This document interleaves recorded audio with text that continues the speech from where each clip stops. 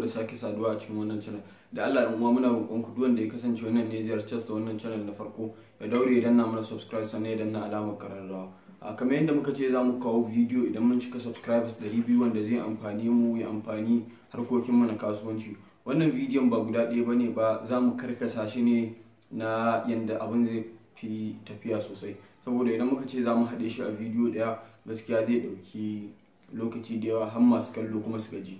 Wannan abin da muke tafa da shi shine wani kasuwanci na online, saboda mun ga yadda ake damfara yan uwanmu Hausawa da yawa a online business din nan, shi yasa muka ga ya kamata mu kawo wannan video.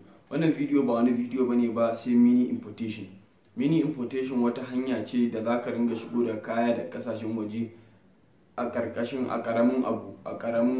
quantity a ma'auni kadan, sannan kuma da jari da zaka fara kadan. Wannan kasuwanci ana iya shigo da kaya ne da kasashen waje kamar su America, China, Dubai da dai sauransu, wanda zaka shigo da kayan da ake bukata irin a nan da farashi mai sauki, sannan ka zo ka siyar da su kai ma a farashi mai sauki yanda kayan za su kare kuma kai ma ka ci riba mai sauki. Wannan bidiyon za mu karkasa shi gida. Bidiyon nan da kake kallo shine na farko.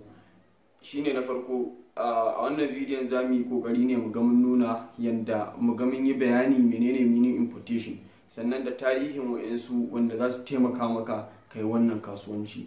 A bidiyo kuma na biyu za mu nuna maka yanda za ka yi rijista da wayansu kamfanonuwa a kasashen waje masu arha, yanda za ka siyo kaya har ka zo kasan nan ka ci riba. A bidiyo na gaba za mu nuna maka yanda za ka samu wanda za su kawo maka kayanka kasan nan, ma'ana yan dako kenan. A bidiyo kuma na karshe wanda nake tunani shine na karshe, yanda idan kayanka sun zo ba shine na karshe ba, ku hakuri, bidiyo na hudu ne, shine wanda yanda kayanka za su zo babu matsala, wanda za ka kauce wa yansu matsaltsalu wanda farkon farawa ake farawa da su, wanda ba za mu so kai ka fara da su ba. Za mu nuna maka hanyoyin da ka kauce wannan matsaltsalu. Sannan a bidiyo na karshe shine yanda idan kayanka sun zo za ka nemi customers wanda za su siya kayanka su kare da wuri. To za mu nuna duk yanda za a yi wa'annan hanyoyin insha Allah a cikin wannan bidiyon.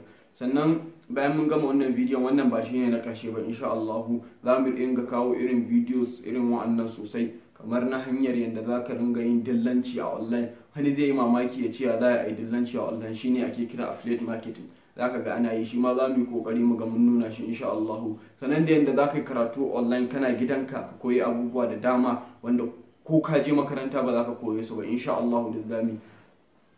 To bari mu je ga wannan mini importation. Kafin mu je mini importation ya kamata mu dan san tarihin wayansu mutane wanda ba za su fi 2 ko 3 haka ba.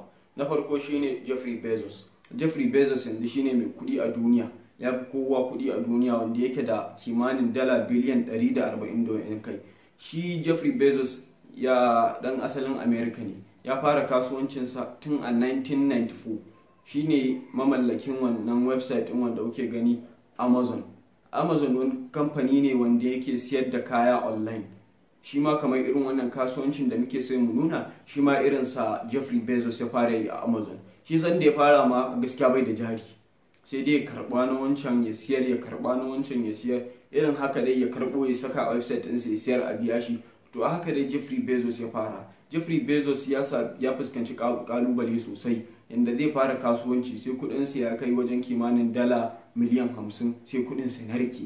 Haka dai bai gaji ba, a hankali har 2007 Jeffrey Bezos ya zo yana da wajen kimanin dala biliyan 8. Duk da haka bai kara karyewa ba, kudin nasa suka kara narkewa, amma ba dukansu ba, suka dawo dala biliyan 6. kaga ya asarar dala biliyan 2. Sannan daga bisani ya kara ci gaba da kasuwancinsa. To tun daga nan Allah ya taimake shi, ya fara samun kudi. A 2018, shekaru 2 da suka wuce, shine aka sa shi ya fi kowa kudi a duniya, wato shine wannan Jeffrey Bezos.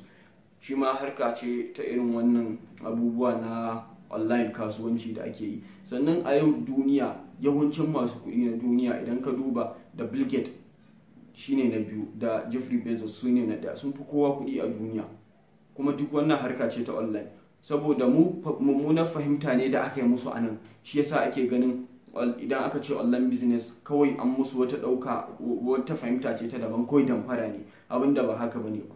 To idan muka ji tarihin wannan, kamar kuma ga irin su Jack Ma mai Alibaba, sannan ga irin su Mark Zuckerberg mai Facebook, su ma duk kaga shi Mark Zuckerberg ma har yanzu bai kai shekara 40 ba, kuma shi ma yana ɗaya daga cikin masu kuɗi na duniya, shine na 7, yana da kuɗi kimanin dala biliyan 50 da wasu abubuwa, wanda idan aka juya su kuɗin Najeriya kuɗaɗe ne masu mugun yawa. To da wannan muke fata dan uwa wannan abin zai taimaka mai, ya ƙara mai ƙarfin gwiwa. Wannan muka wannan tarihin ne domin ya ƙara maka ƙarfin gwiwa, kar ka karaya, duk abin da kake gani sun yi kai ma za ka iya insha Allah. Wannan mini importation wata hanya ce da za ka ringa shigo da kaya da kasashen waje ka zo ka siyar a farashi mai sauki, ka zo ka siyar da su a wannan ƙasar. Akwai kasashe kamar su China, su Dubai, su America, duk ana shigo da kaya daga cikin waɗannan kasashen. Kuma wannan kasuwanci za ka iya fara shi, ba shi ka fara shi da kuɗi. Wani zai ce ban da jari, to wannan kasuwancin baya buƙatar jari mai yawa sosai, kana buƙatar jari ne. Kuma a doka ma irin wannan kasuwanci ba a so ka zuba kuɗi da yawa, so ake ka fara. Idan kana so ka fara sai ka dan ware 10,000 ka dan siyo kayayyaki dan kadan, idan sun zo lafiya baka samu wata matsala ba, to daga nan kaga zaka iya ƙara samun ƙarfin gwiwa nan gaba sai ka zuba jari mai yawa. Wannan kasuwanci zaka iya shigo da abubuwa da dama, zaka iya shigo idan ka ga dama zaka iya shigo da takalma, in ka ga dama zaka iya shigo da wayoyi, in ka ga dama ya danganta da abin da zaka siyar, ya danganta kuma da kai din, kuma ya danganta da ina kake, kuma ya danganta da masu siyan, masu san abubuwanka. Ya kamata ka san waɗannan kafin ka fara wannan kasuwanci. Shi wannan kasuwanci na mini importation, kar mutum ya je garaje ya ce zai fara shi da ka, ya kamata ya bi wannan abubuwan daki yanda muka ce za mu kawo su har ƙarshe. Da Allah muna roƙon ku danna mana subscribe, sannan ku danna mana alamar ƙararrawa.